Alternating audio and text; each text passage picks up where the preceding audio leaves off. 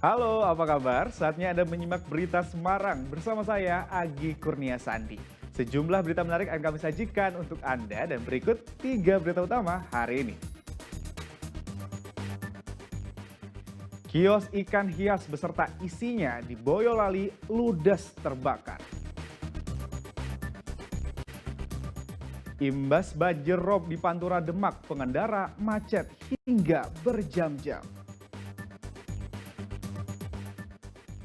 Logistik Pilkada 2024 mulai berdatangan di gudang logistik KPU Jepara.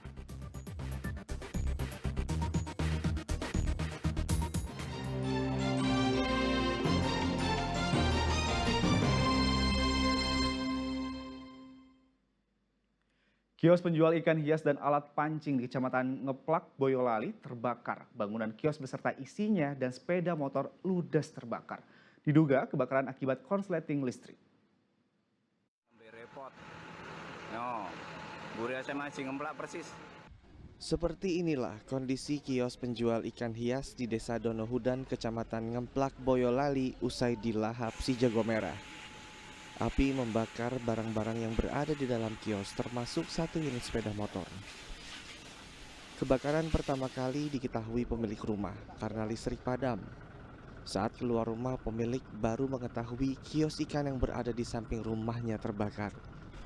Api pertama kali membakar kelistrikan akuarium yang kemudian merambat ke tumpukan kapas. Motor sudah di nopo niku sudah hancur. Setelah niku meremen sebelah kidul karena sebelah kidul niku merambat alat-alat akuarium, alat-alat listrik. Jadi alat-alat kados pompa, kali lampu niku sing marai DM memicu kebakaran adalah ada tabung oksigen. Kinon konsleting Pak, konsleting nggih, konsleting listrik. Terus merambat nyanggen kapas niku Pak, nggih kapas. Pemadam kebakaran mengerahkan 3 unit mobil ke lokasi kebakaran. Damkar melakukan pendinginan meski api sudah padam untuk memastikan tidak ada api yang masih menyala. Dalam waktu 1 jam, api berhasil padam.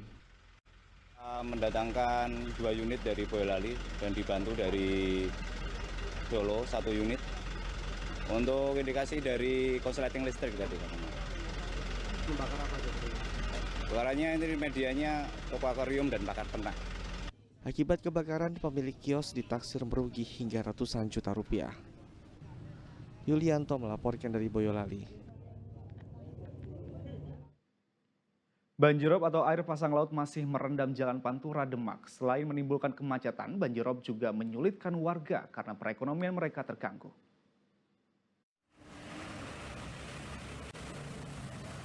Tak ada hujan dan cuaca cukup terik, tetapi Jalan Nasional Pantura Demak masih terendam banjir mencapai 50 cm. Sudah sepekan, banjir akibat pasang air laut ini terjadi. Selain menimbulkan kemacetan karena banyak pengendara yang mengurangi kecepatan saat melintas, banjir rob juga mengganggu perekonomian warga. Salah satunya adalah Romani, pemilik bengkel di sepanjang jalan ini. Sudah sepekan tidak ada pelanggan yang datang karena akses menuju ke bengkelnya tergenang air. Ia pun berharap agar pemerintah dapat mencarikan solusi banjirop yang terjadi setiap tahun. Banjirop ini sementara ini dari kemarin udah seminggu. Kalau untuk tahunan bertahun-tahun ya untuk dampak cari ekonominya agak sulit Mas. Saya kan bengkel. Mudah-mudahan untuk pemimpin-pemimpin yang akan datang memikirkan nasibnya rakyat ini biar segera ini teratasi untuk rob dan roda ekonomi bisa berjalan dengan lancar. BMKG sendiri memperkirakan air pasang laut masih akan terjadi dalam beberapa hari ke depan. Untuk menghindari kemacetan, pengendara diimbau mencari jalan alternatif lain.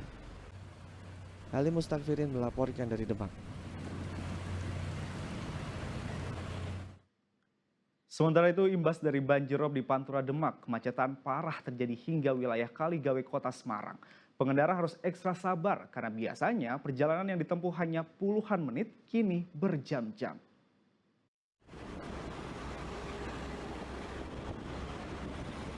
Jalan Pantura Kaligawe Kota Semarang macet parah imbas banjirop yang merendam Jalan Pantura Demak pada Senin siang. Kendaraan didominasi oleh truk besar yang mengangkut barang. Kemacetan terjadi dari arah Jakarta menuju ke arah Surabaya, namun arah sebaliknya terlihat ramai lancar. Menurut sopir truk, kemacetan mulai dari pintu keluar tol Kaligawe. Perjalanan yang biasanya ditempuh hanya puluhan menit, kini harus ditempuh berjam-jam. Mana ini? Dari mulai keluar tol itu aja. Keluar tol situ ya? Iya. Nah, ini macet berapa kilo berarti Pak, kira berapa? Ada kali 3 kilo kayak. 3 kiloan ya berarti ya? Ini tujuan kemana Pak? Ini Polytron. Polytron. Jalan Pantura Semarang Demak merupakan jalan vital penghubung antar provinsi Jawa Tengah dan Jawa Timur yang biasa dilalui truk muatan, kargo dan pengendara mobil maupun sepeda motor. Adanya banjirop bisa menghambat perekonomian. Ali Mustafirin melaporkan dari Kota Semarang.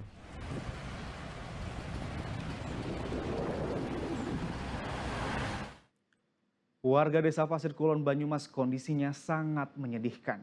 Jika ada warga yang meninggal dunia, mereka harus menyewa keranda mayat dan melewati area pesawahan karena tak punya akses jalan menuju makam.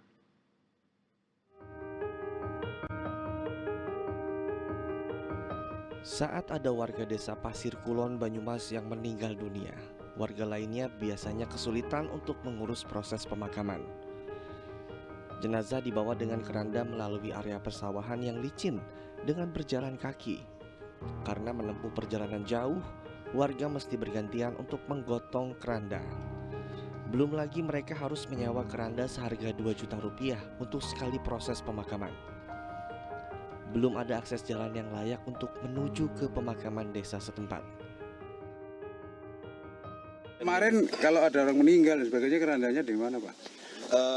Kemarin kami masih meminjam ke desa sebelah, desa Pasir Wetan, dan lewat jalannya itu harus melewati sawah. Walaupun sawah itu dalam kondisi ada tanamannya, tetap harus kami lewati karena itu adalah jalan satu-satunya jalan yang terdekat untuk menuju ke makam karena belum ada akses jalannya. Prihatin dengan kondisi tersebut, sejumlah wartawan dan Sat Narkoba Polresta Banyumas menyumbangkan keranda.